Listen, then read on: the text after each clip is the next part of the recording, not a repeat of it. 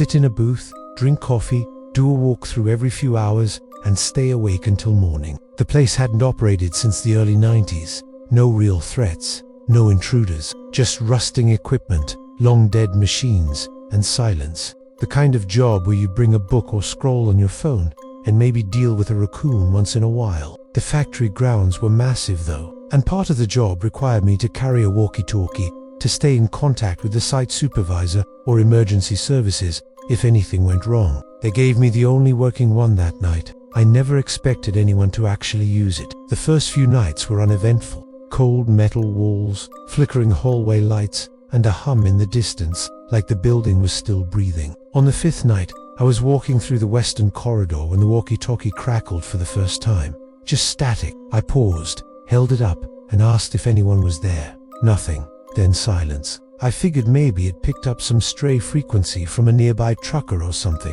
I went back to my booth and forgot about it. The sixth night, it spoke. I had just finished checking the empty offices upstairs when the static returned. This time, it was followed by a whisper. Just one word. My name, Eli. I froze. I hadn't touched the button. No one else had the frequency. No one else should have known I was even on site. I asked who it was, but only static answered me. I checked every inch of that factory, every corner, every blind spot. Nothing.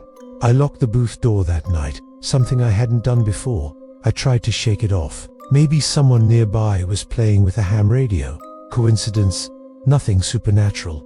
But I couldn't explain the feeling in my stomach. The seventh night, the voice was clearer. Around 2 a.m., the walkie crackled again. You looked in the wrong room, Eli. My heart dropped. I grabbed the device and demanded to know who it was. No response. I ran through the factory like a madman, opening doors, checking windows, flipping on every light I could.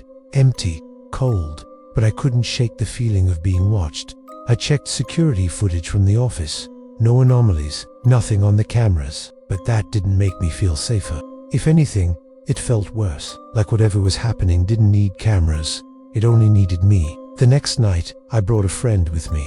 I didn't tell him everything, just said the place gave me bad vibes and I wanted company. He brought his own walkie so we could keep in contact during the rounds. Midnight passed quietly. At 1:15 a.m., he messaged me. "Hey, are you near the control room?" I replied, "No."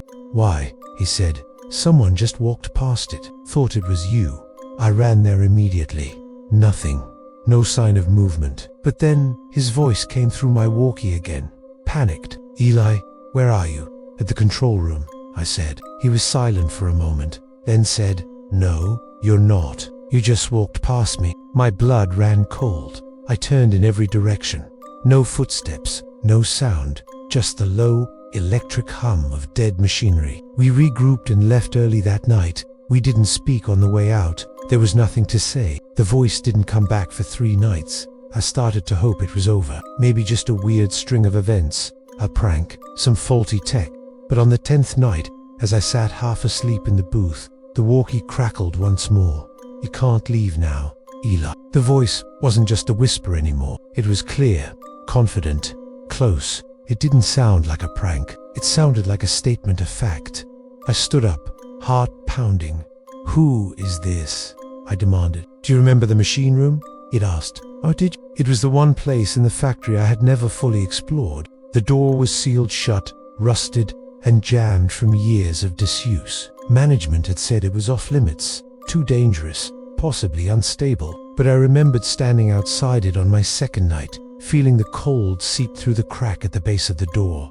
I never told anyone about that room. "I'm inside," the voice said. I didn't want to go. Every instinct told me not to, but I did. The door groaned as I pried it open with a crowbar. Dust exploded into the hallway.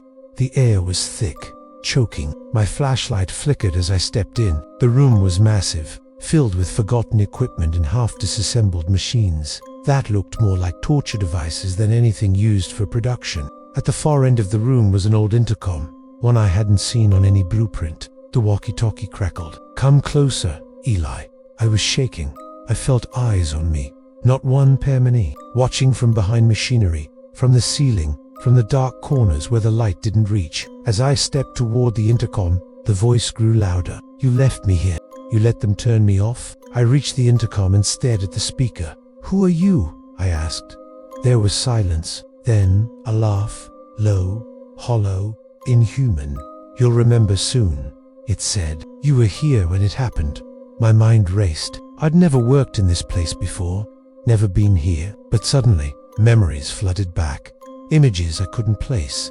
A red warning light, screams, the smell of burning wires and blood, someone begging to be let out, a door slamming shut, the hum of a machine powering down.